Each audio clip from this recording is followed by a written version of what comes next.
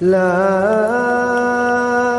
أقسم بيوم القيامة ولا أقسم بالنفس اللوامة أيحسب الإنسان أن لن نجمع عظامه بلى قادرين على أن نسوي بنانه. الحمد لله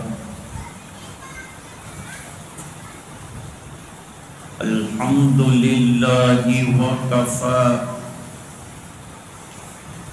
وسلام على عباده الذين اصطفى أما بعد أعوذ بالله من الشيطان الرجيم بسم الله الرحمن الرحيم إنا أعطيناك الكوثر فصل لربك وانحر إن شانئك هو الأبتر. صدق الله العظيم. اللهم صل على سيدنا محمد وعلى آل سيدنا محمد وبارك وسلم.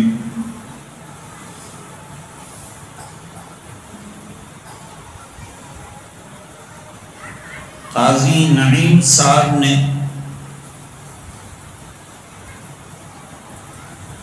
گزشتہ مئی میں یہ مئی نہیں، اس سے پہلے والے سال کی مئی میں صابری مسجد کی جمعہ کے لیے تاریخ مانگی.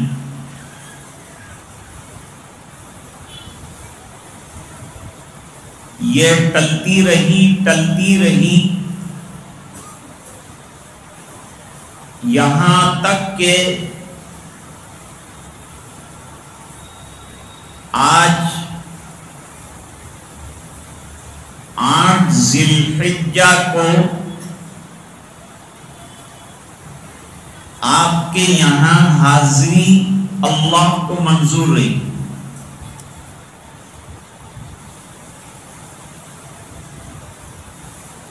اب ٹلنے کے بعد جو تاریخ آئی وہ بھی کتنی عمدہ آئی. اللہ کے سب کاموں میں حکمت اور مصلحت ہوتی.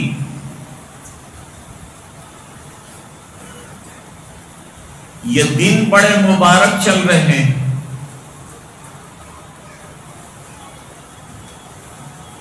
اللہ تعالیٰ قرآن شریف میں فرماتے ہیں، قسم کھا کر جو ان دنوں کی احترام اور عظمت پر دلالت کر، والشفع والوتر، جفت راتوں کی قسم اور طاق راتوں کی قسم.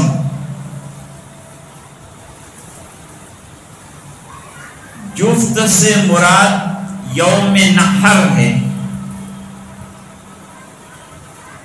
اور طاق سے مراد کل کا دن عرفہ ہے، جس میں تمام دنیا کے حجاج کرام جو ہیں، تاریخ کے اعتبار سے دیکھا جائے تو آج کے دن میں میدان عرفات میں جمع ہیں. حدیثوں سے معلوم ہوتا ہے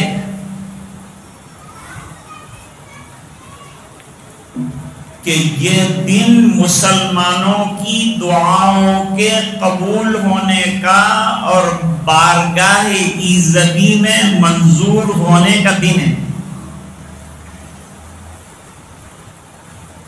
اور جہنم سے آزادی کا دن ہے. اور جنت میں بے شمار داخلوں کا دن ہے، اور ایمان والوں کے انتہائی خوش ہونے کا دن ہے، اور شیطان کے انتہائی طور پر پریشان ہونے کا دن ہے۔ اس کی جتنی محنتیں ہیں اس پر مسلمان استغفار، گناہوں کی معافی کے ذریعے سے دھول ڈال دیتے ہیں۔ تو شیطان بھی اپنے سر پر دھول ڈالتا ہے آج کے دن میں کہ میری سب محنتیں رائیگان چلی گئیں، بیکار چلی گئیں۔ یہ دن اس لیے بھی مبارک ہیں کہ قربانی کے دن بھی یہی ہیں۔ یوم نحر کا دن قربانی کا دن، دوسرا دن قربانی کا دن ہے، اور تیسرا دن مغرب سے پہلے تک قربانی کا وقت ہے۔ ان 3 دنوں میں حضرت عائشہ رضی اللہ تعالیٰ عنہ فرماتی ہیں اللہ تعالیٰ کے نزدیک قربانی کرنے سے زیادہ کوئی عمل پسندیدہ نہیں ہے،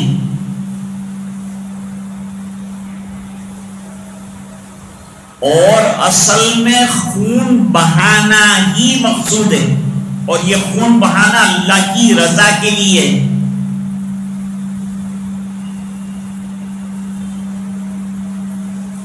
اللہ تعالیٰ فرماتے ہیں لَن يَنَالَ اللَّهَ لُحُومُهَا وَلَا دِمَاؤُهَا وَلَكِن يَنَالُهُ التَّقْوَى مِنكُمْ۔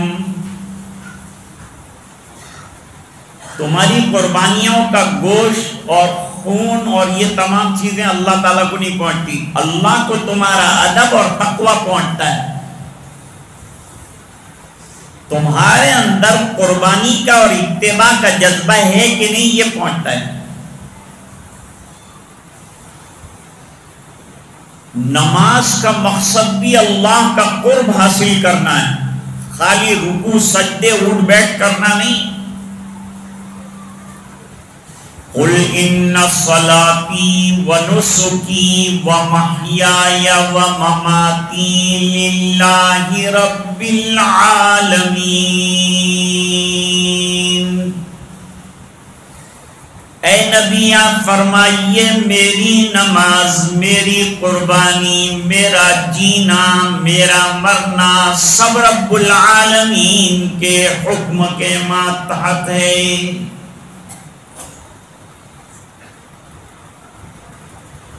اب کوئی عقل مند بحث کرنے لگے کہ بھئی صدقہ دے دو، اتنا خون کیوں بہاتے ہو، خالی گوشت کھا کر کیا کرو گے؟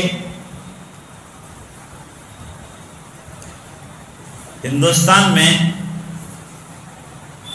قربانیاں کرنے کی وجہ سے 20 لاکھ لوگوں کو ریونیو ملتا ہے،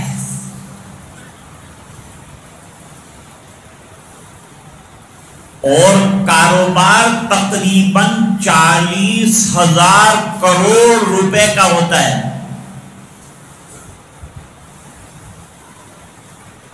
اور 3 سے 4 کروڑ لوگوں کو گوشت ملتا ہے، اور ان کا فوڈ پرووائڈ ہوتا ہے۔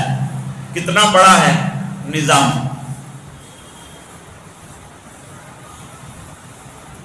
حضرت عائشہ رضی اللہ تعالیٰ عنہ فرماتی ہیں کہ قربانی کے جانور کے خون کے زمین پر ٹپکنے سے پہلے اللہ تعالیٰ کے یہاں یہ مقبول ہو جاتا ہے، اور فرمایا اپنی قربانیوں کو موٹا فرما کرو، اور اللہ کے راستے میں قربان کرو۔ صدقے کا حکم الگ ہے، قربانی کا حکم الگ ہے، اس میں مکس مت کیجیے۔ صدقے کے اپنے فضائل ہیں، اپنے احکام ہیں، وہ بھی کرنے کا حکم دیا گیا ہے، جیسے صدقہ فطر نکالتے ہیں، صدقہ نفلی نکالتے ہیں، اس کا ثواب اپنی جگہ ہے، اور قربانی کا جو اجر ہے اور ثواب ہے وہ اپنی جگہ ہے۔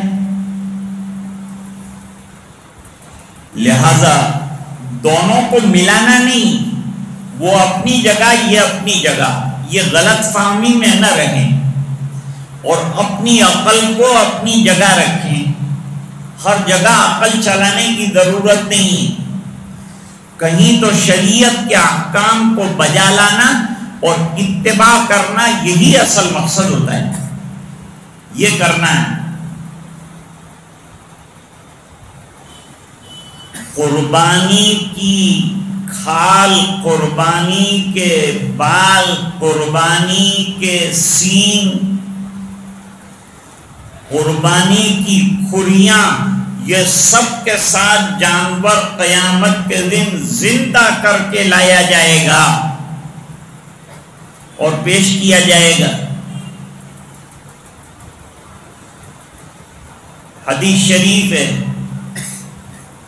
حضرت ابو ہریرہ رضی اللہ تعالیٰ عنہ نے فرمایا، حضور پاک صلی اللہ علیہ وسلم کا ارشاد ہے، جس سے قربانی کی اہمیت کا اندازہ ہوتا ہے۔ حضرت عائشہ فرماتی ہیں، دل کھول کر قربانی کرنا، جس کے پاس 612 گرام چاندی ہے، یا اس کا اثاثہ ہے، یا تجارت کا اتنا مال ہے، یا گھر میں اس سے زیادہ کی قیمت کا سامان ہے، ایسے لوگوں کے ذمے قربانی واجب ہے۔ عورتوں کے پاس کافی زیورات ہوتا ہے، لیکن وہ قربانی کی طرف توجہ نہیں دیتی، ان کی بھی قربانی واجب ہے۔ ہاں، شوہر کو اللہ نے مال دیا ہے اور وہ بیوی کو کہہ دے کہ تو پیسے مت نکال، میں اپنے پیسے میں سے تیری قربانی کر دوں گا، تو جائز ہے، لیکن اس کو اطلاع دینا ضروری۔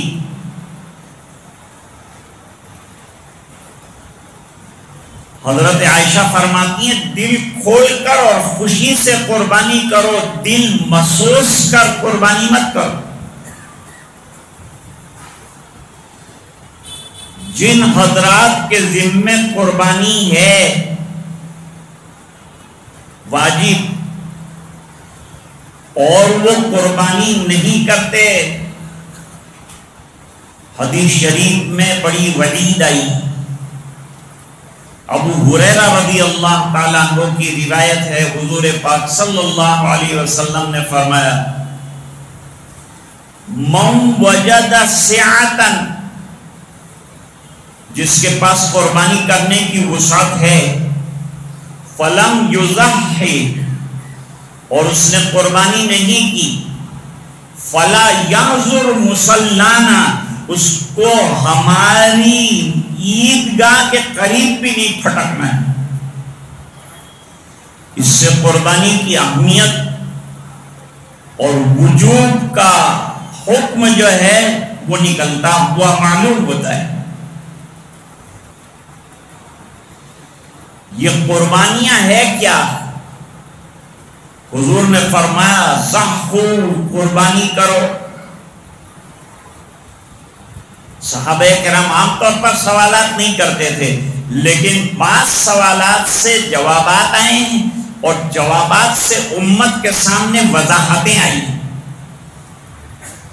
جس سے امت کو اطمینان ہو جائے۔ نبی کریم صلی اللہ علیہ وسلم نے فرمایا، ضحوا، قربانیاں کرو۔ صحابہ کرام نے سوال فرمایا وضاحت کے لیے،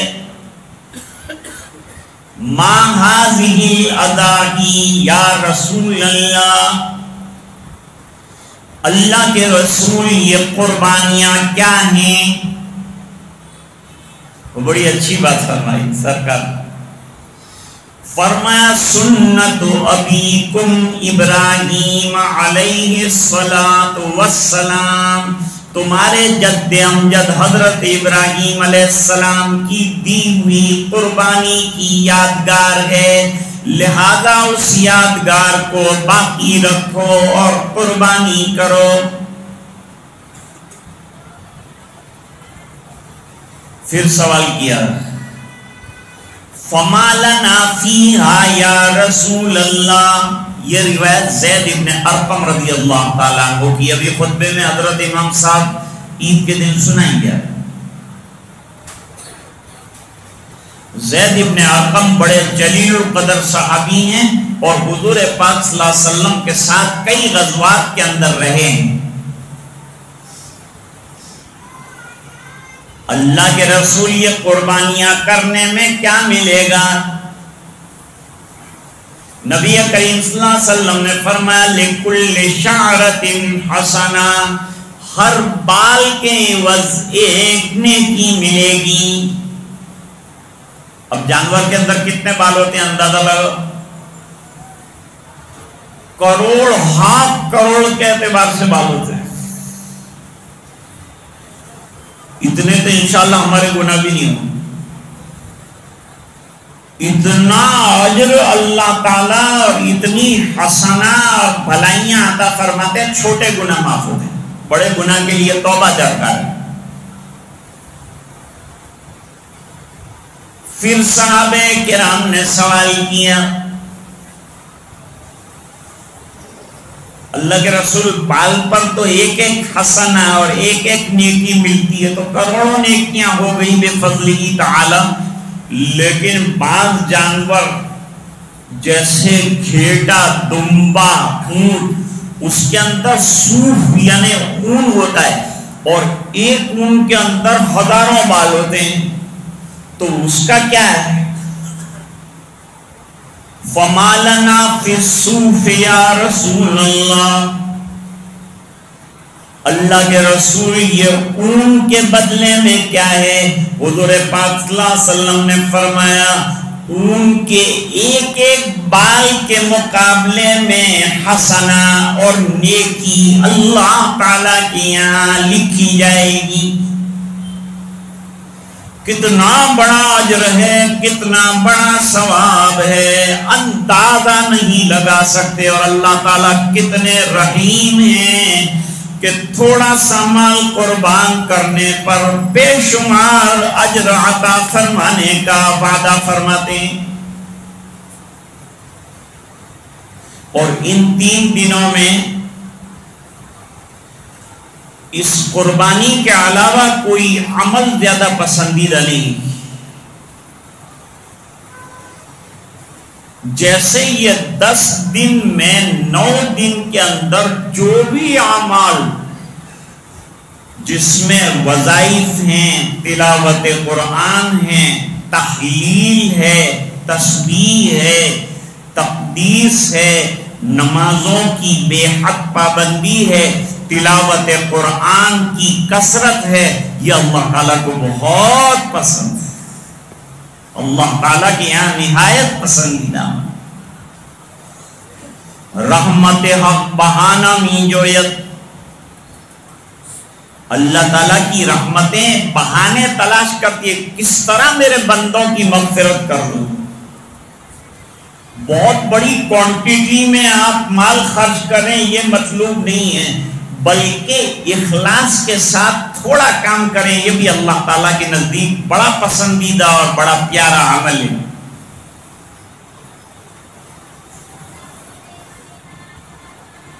قربانی کے جانور کو فربا کرنا، موٹا کرنا، اور قربانی اپنے ہاتھ سے کرنا یا قربانی کرنے کے وقت وہاں کھڑے رہنا تاکہ ہمارے اندر بھی جذبہ قربانی پیدا ہو، یہ مستحب اور پسندیدہ ہے۔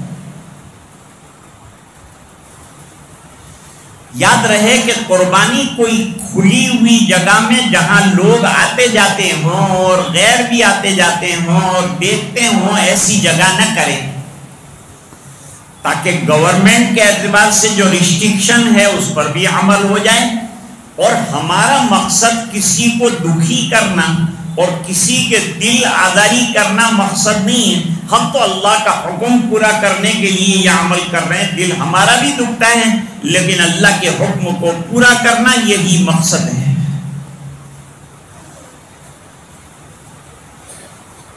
یہ تو قربانی کے سلسلے کی سب باتیں ہو گئی. اب کل جو ہے یوم عرفہ، یہ دن بڑا پسندیدہ ہے کیونکہ ایک دن آگے پیچھے رہتا ہے، اس لیے آج جو ہے وہاں شاید عرفہ ہوگا. کل ہمارے یہاں 9ویں تاریخ ذی الحجہ کی عرفہ کہلاتی ہے. عرفہ یعنی معرفت کا دن، اللہ کی پہچان کا دن، اللہ سے تعلق کا دن، اللہ سے محبت کا دن. ویسے تو ہر دن اللہ سے محبت اور معرفت کا ہے. بندہ پیدا ہی اس لیے ہوا ہے کہ اللہ کی معرفت حاصل کرے، اور جتنی معرفت حاصل ہوگی اتنی اللہ کی عبادت کرے گی. مسجدوں کو لازم پکڑ لو اور عبادتیں 5 وقتہ پابندی کے ساتھ ادا کرو. اور صرف اس میں نہیں، کل صبح سے تکبیرات تشریق شروع ہو. یوم عرفہ کی فجر سے اللہ اکبر اللہ اکبر لا الہ الا اللہ واللہ اکبر اللہ اکبر وللہ الحمد. یہ ہر فرض نماز کے بعد مردوں کو بھی پڑھنا ہے زور سے، تاکہ ایک رونق اور ایک ہیبت غیروں پر طاری ہو جائے. اور گھر میں ماں بہنیں آہستہ فرض نمازوں کے بعد تکبیرات تشریف پڑھیں گی. عورتیں بھول جاتی ہیں، وہ نہیں پڑھتی، وہ سمجھتی ہمارے ذمے نہیں، ان کے ذمے بھی. بالغ پر، عاقل پر، مقیم پر، مسلمان پر، آزاد پر، مرد پر، خاتون پر یہ تکبیرات تشریق 9ویں کی فجر سے لے کر 13ویں کی عصر تک رہے گی. ہر فرض نماز کے بعد پڑھنا. اور اگر نماز قضا ہو گئی ہماری تو ہماری نماز پڑھنے کے بعد ہمیں پڑھنا ہے.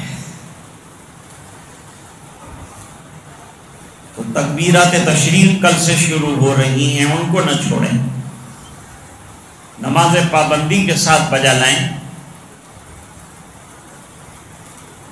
نمبر 2، عرفات میں تو حاجی روئیں گے، دھوئیں گے، احرام باندھیں گے، وقوف عرفہ کریں گے، یہ سب کریں گے. لیکن ہم جو محروم ہیں حج سے وہ کیا کریں گے؟ وہ روزہ رکھیں. عرفہ کے دن کے روزے کی بڑی فضیلت حدیث شریف میں آئی، اور وہ فضیلت کیا ہے؟ وہ فضیلت یہ ہے کہ یہ روزہ 1 سال پہلے کے اور 1 سال بعد کے گناہوں کا کفارہ بن جاتا ہے. اور 9 دن یعنی پہلی ذی الحجہ سے لے کر 9 ذی الحجہ تک جو روزے رکھے جاتے ہیں، ہر روزے کا ثواب 1 سال کے روزے کے برابر ملتا ہے. تو جن لوگوں کو اللہ نے ہمت دی ہے وہ روزہ بھی رکھیں اور یہ ثواب بھی حاصل کریں. چھوٹے گناہ معاف ہوتے ہیں اور بڑے گناہ کے لیے اللہ کے دربار میں معافی مانگنا، توبہ اور استغفار کرنے کا بھی دن ہے.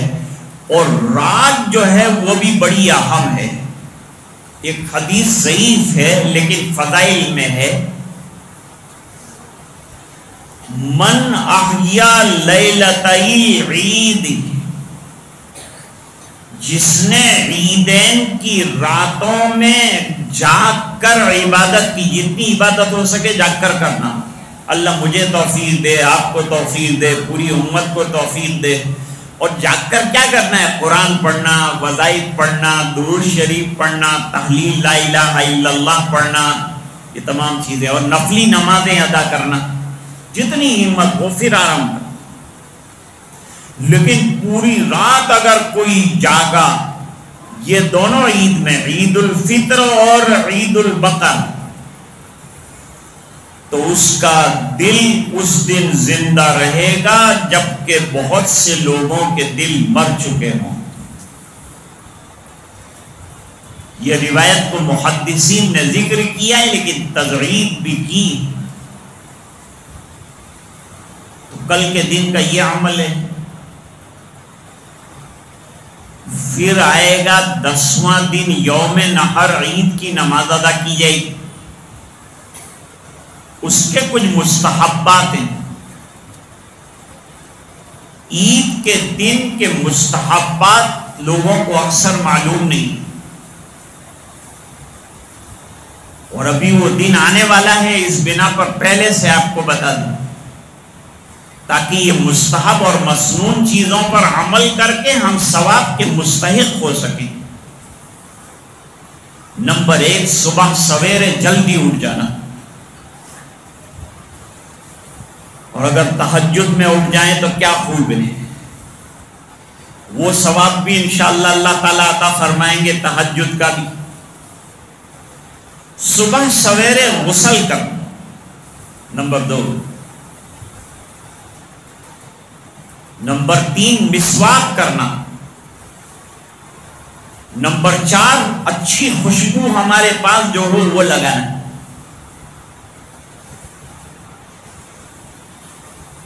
نمبر 5، اچھے اور عمدہ کپڑے ہمارے پاس جو کپڑوں میں سب سے عمدہ ہو وہ پہن کر نماز کے لیے جانا۔ عید کی نماز سے پہلے کچھ نہ کھانا، اور عید کی نماز کے بعد اگر قربانی کر رہے ہیں تو قربانی کے گوشت میں سے کھانا۔ عید کے لیے پیدل جانا، نماز عید کے لیے پیدل جانا، اور راستے میں جاتے ہوئے تکبیرات تشریف زور سے کہنا، اور ایک راستے سے جانا دوسرے راستے سے آنا۔ ایک راستے سے جائے گا تو ایک راستے والوں کے اوپر رعب آئے گا، پورا مجمع جائے گا، تکبیر تشریف پڑھ رہا ہوگا تو ایک ہیبت طاری ہوگی، اور یہ راستہ گواہ بن جائے گا کہ بھئی یہ بندہ اللہ کی عبادت کے لیے اور دوگانہ ادا کرنے کے لیے یہاں سے گزرا ہے۔ قیامت کے دن یہ گواہ بنے، اور واپسی میں راستہ بدل کر آنا کہ اگر دشمن نے کوئی چال چلی ہو، ہمارے لیے پلان بنایا تو راستہ بدل گیا تو اس کا پلان فیل ہو جائے گا، اور وہ راستہ بھی گواہ بن جائے گا، اور دوسرے راستوں والوں کے لیے بھی ہیبت کا سامان بن جائے گا۔ ہماری شوکت کا اظہار بھی تو کرنا چاہیے جب دوسرے مذہب والے اپنی اپنی یاترائیں نکالتے ہیں، رتھیں نکالتے ہیں، فلاں نکالتے ہیں، ہم تو ایسا کچھ کرتے نہیں، ہم تو شرعی قانون کے اعتبار سے جو کرنا ہے اتنا ہی کرتے ہیں۔ اور قربانیوں میں بھی یہ یاد رکھیے کہ جو قانون ہم کو گورنمنٹ نے دیا ہے وہ گورنمنٹ کے قانون کو فالو کرتے ہوئے ہم کو قربانیاں کرنا ہے۔ ان 3 دنوں کے اندر راستے میں گندگی وغیرہ نہ ڈالنا، اس کو باندھ کر اور چھپا کر ڈالنا، گندگی راستوں پر نہ ہو اس کا خیال رکھنا۔ صفائی اسلام کا اہم عنصر ہے، لہذا صفائی کا بڑا خیال رکھنا۔ تکبیرات تشریف بھی ہو جائیں گی، قربانی بھی ہو جائے گی، پھر کیا؟ لوگ سمجھتے ہیں کہ اب فری، اب نماز بھی معاف، اب جو کرنا ہو کرو۔ نہیں، ایسا نہیں ہے۔ اللہ سے دعا کرو کہ اللہ یہ 10 دنوں میں تو نے پابندی عطا فرمائی، اور یہ 10 دنوں میں اتنے کام کروائے، مستحب کام بھی ہم نے اتنی پابندی سے کیا، مثلا بال نہ کاٹنا، حجامت نہ بنانا قربانی کرنے والوں کے لیے، اور ناخن نہ تراشنا، یہ سب ہم نے حاجیوں کی مشابہت کے اندر اتنا کر لیا، مستحب عمل ہے۔ لیکن مستحب پر الحمدللہ ان دنوں میں مسلمان خوب عمل کرتے ہیں، تو بھائی سنتوں پر عمل کرنا اس سے زیادہ اہم ہے، اس پر کیوں زندگی پر عمل نہیں کرتے؟ اور فرض پر عمل کرنا اس سے زیادہ موقع ہے، اس پر کیوں عمل نہ کریں؟ ہمیں ان تمام چیزوں کے اوپر برابر عمل کرنا ہے۔ مجھے حکم تھا حضرت قاضی صاحب کا کہ میں 25 تک بیان کروں، لیکن سامنے والی گھڑی اب 20 بتا رہی۔ ضروری جتنے مضامین ہیں وہ تمام، جس میں عید کے 10 مستحبات جو ہیں وہ بھی آپ کے سامنے میں نے ذکر کیے ہیں، کل کیا کرنا ہے وہ بھی بتایا ہے، قربانی کس طرح کی جائے اور کیا ذمہ داریاں ہیں اور قربانی کی کیا فضیلت ہے اور کیا اہمیت ہے، وہ تمام بھی حقائق آپ کے سامنے ذکر کیے ہیں۔ اللہ تعالی ہمارے کہنے سننے کو قبول فرمائے اور ہمیں عافیت کے ساتھ پورے ملک کے اندر کوئی ناگوار واقعہ نہ گزرے، اور وہ جانور جو ریسٹرکٹیڈ ہیں گورنمنٹ کی طرف سے ان کو انگلی بھی نہ لگائیں، ہاتھ بھی نہ لگائیں۔ ہمارے پاس آپشن موجود ہیں، وہ جانوروں کی قربانیاں کریں اور کھلم کھلا نہ کریں، بلکہ چھپا کر کریں تاکہ کسی کی نظر نہ پڑے۔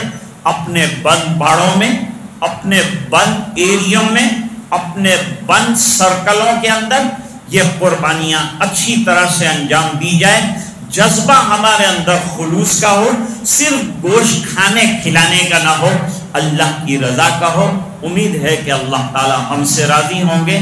میں نے آپ کے سامنے ایک چھوٹی سی سورت پڑھی ہے، اس کا ترجمہ کر دیتا ہوں، جس میں قربانی کا اور نماز کا دونوں کا تذکرہ فرمایا ہے۔ اللہ فرماتے ہیں ہم نے اے نبی آپ کو کوثر عطا کی، حوض کوثر دی ہے، خیر کثیر دیا ہے آپ کو، بس آپ کو جب اتنی بڑی نعمتیں ہم نے دی ہیں تو نماز پڑھیے اللہ کے لیے، فصلی لربک کا، نماز اللہ کے لیے پڑھنا ہے، قربانی اللہ کے لیے کرنا ہے، فصلی لربک کا، بس قربانی، بس نماز پڑھیے، پہلے نماز ہوگی عید کے دن، اس کے بعد قربانی ہوگی۔ ہر شہر کے اندر پہلے عید کی نماز ادا کی جائے گی، اس کے بعد قربانی کی جائے گی۔ اگر عید کی نماز سے پہلے قربانی کر دی تو دوبارہ قربانی کرنی پڑے گی۔ فرمایا فصلی لربک، پہلے عید کا دوگانا 6 زائد تکبیروں کے ساتھ اللہ کا شکر ادا کرتے ہوئے ادا کر لیجئے، ہر اس کے بعد قربانی کیجئے۔